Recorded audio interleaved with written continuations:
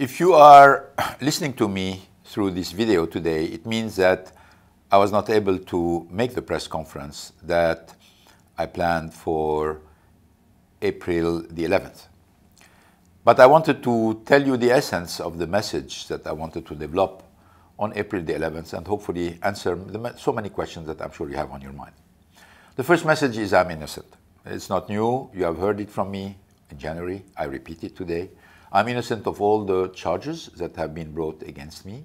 And I'm also innocent of all the accusation that came around these charges that are all biased, taken out of context, twisted in a way to paint a personage of greed and a personage of dictatorship.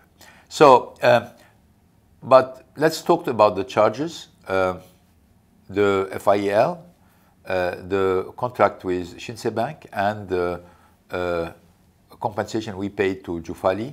I remain on the same position. I spent 108 days in prison because I've been always consistent with this position that I was innocent of all the charges.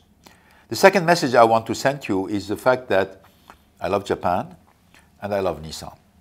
Nobody spends 20 years in a country.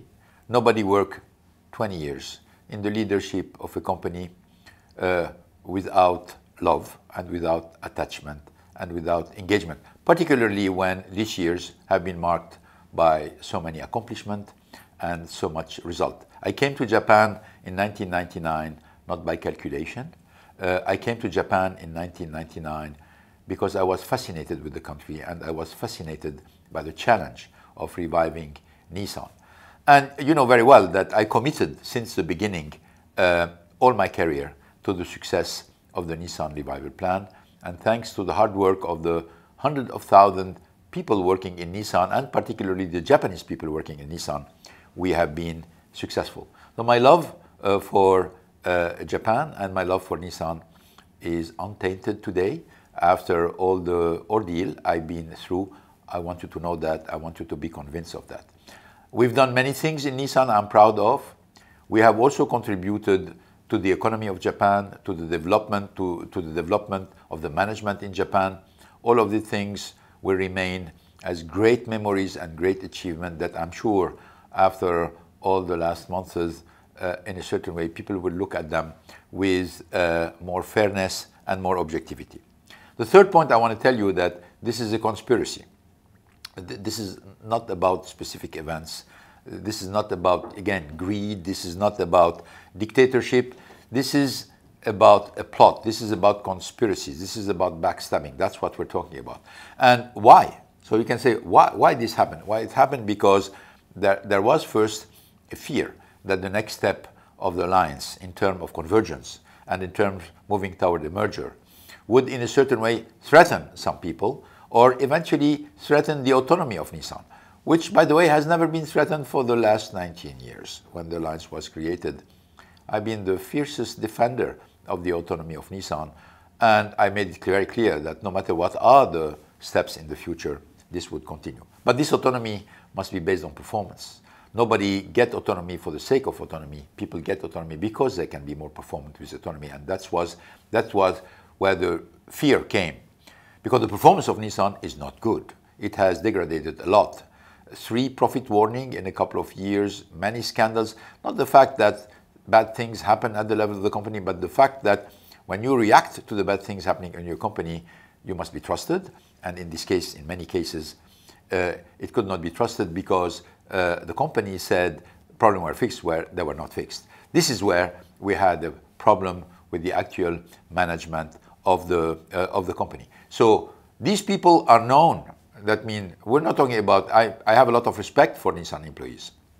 I'm talking here about a few executives who obviously for their own interest and for their own selfish fears are creating a lot of value destruction.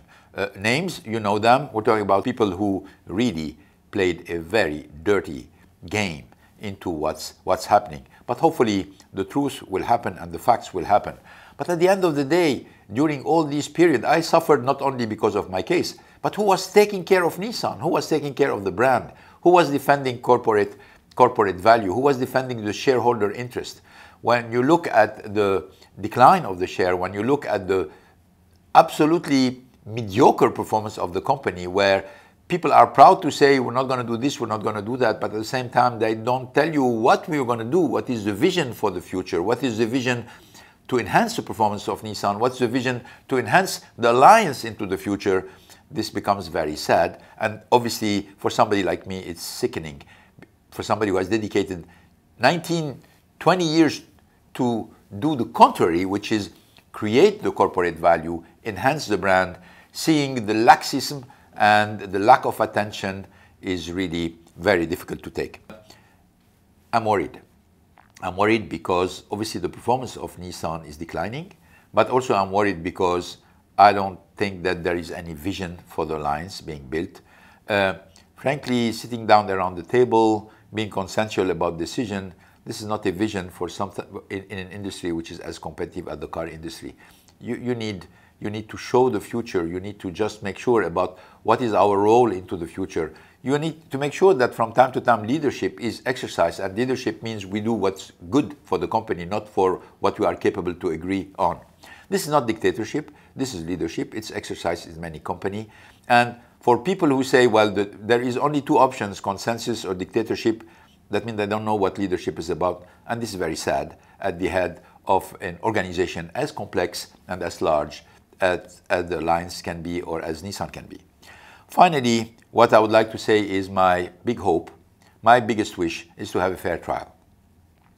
I am privileged to have three competent lawyers around me who's going to defend the case, but they don't share with me a lot of serenity about the fairness of the trial.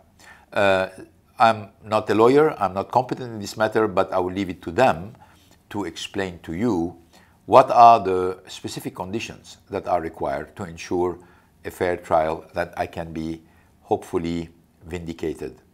Thank you for your attention, and I'm sorry I was not able to share more with you and respond to many questions that you have in your mind, but hopefully we will do it at a certain point in time.